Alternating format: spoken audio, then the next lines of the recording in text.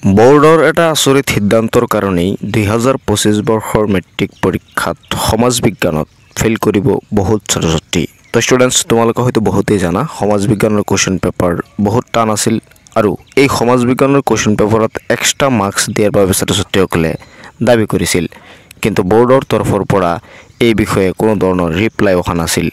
যদিও বোৰ্ডে জানিছিল যে সমাজ বিজ্ঞানৰ কুৱেশ্যন পেপাৰ টান হৈছে আৰু শিক্ষামন্ত্ৰীয়েও জানিছিল যে সমাজ বিজ্ঞানৰ কুৱেশ্যন পেপাৰ টান হৈছে, কিন্তু বোৰ্ডৰ তৰফৰ পৰা সমাজ বিজ্ঞানত এক্সট্ৰা নম্বৰ দিয়া হ'ব বুলি এই বিষয়ে কোনো ধৰণৰ নটিফিকেশ্যন অহা নাই। যেহেতু নটিফিকেশ্যন অহা নাই, তাৰ মানে আমি ক'ব পাৰোঁ যে বোৰ্ডৰ তৰফৰ পৰা সমাজ বিজ্ঞানত কোনো ধৰণৰ এক্সট্ৰা নম্বৰ দিয়া নহয়। যদি পৰীক্ষাত এক্সট্ৰা নম্বৰ দিয়া হয়, মেট্ৰিক পৰীক্ষাতেই হওক বা HS পৰীক্ষাতেই হওক, তেনেহ'লে বোৰ্ডৰ তৰফৰ পৰা নটিফিকেশ্যন আহে, কিন্তু এতিয়ালৈকে যিহেতু নটিফিকেশ্যন অহা নাই, গতিকে আমি সিদ্ধান্ত ল'ব পাৰোঁ যে বোৰ্ডে সমাজ বিজ্ঞানত কোনো ধৰণৰ এক্সট্ৰা নম্বৰ দিয়া নহয়।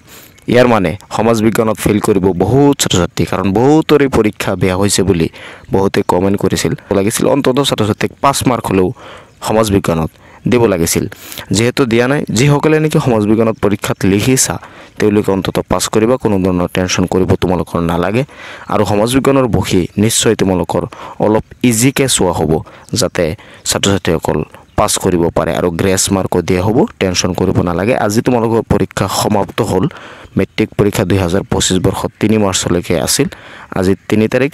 মই আশা কৰোঁ তোমালোকৰ গোটেইখিনি পৰীক্ষা ভালেই হৈছিল, জাষ্ট সমাজ বিজ্ঞানৰ পৰীক্ষাটো তোমালোকৰ বেয়া হৈছে, টেনশ্যন কৰিব নালাগে। সমাজ বিজ্ঞানত গ্ৰেছ মাৰ্ক লগতে যদি তোমালোকৰ বহি অলপ ইজিকৈ চাই তুমি ধুনীয়াকৈ সমাজ বিজ্ঞানত পাছ কৰিব পাৰিবা।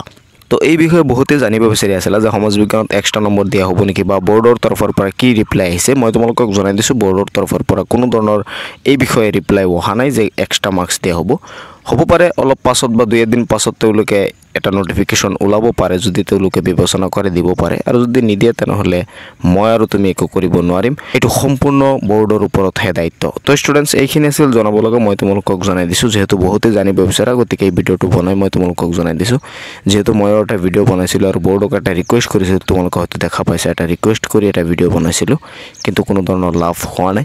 মই তোমালোকক এইখিনি ক'ম, টেনশ্যন নকৰিবা। পৰৱৰ্তী সময়ত তোমালোকে ভালকৈ প্ৰিপাৰেশ্যন কৰি HS-ত ভাল এটা ৰিজাল্ট কৰিবা। মই আশা কৰোঁ তুমি এই পৰীক্ষাৰ পৰা বহুখিনি কথা শিকিছা। পৰৱৰ্তী সময়ত যদি পৰীক্ষা দিয়া, এই শিক্ষাখিনিয়ে তোমালোকৰ পৰৱৰ্তী সময়ত কামত আহিব। টেনশ্যন নকৰিবা, অলপ আপছেট নহ'বা, সদায় হেপী থাকিবা। লগ পাম পৰৱৰ্তী ভিডিঅ'ত কিবা নতুন আপডেটৰ সৈতে। চাই থাকিবা তোমালোকৰ আপোন চেনেল টেক অফ MH।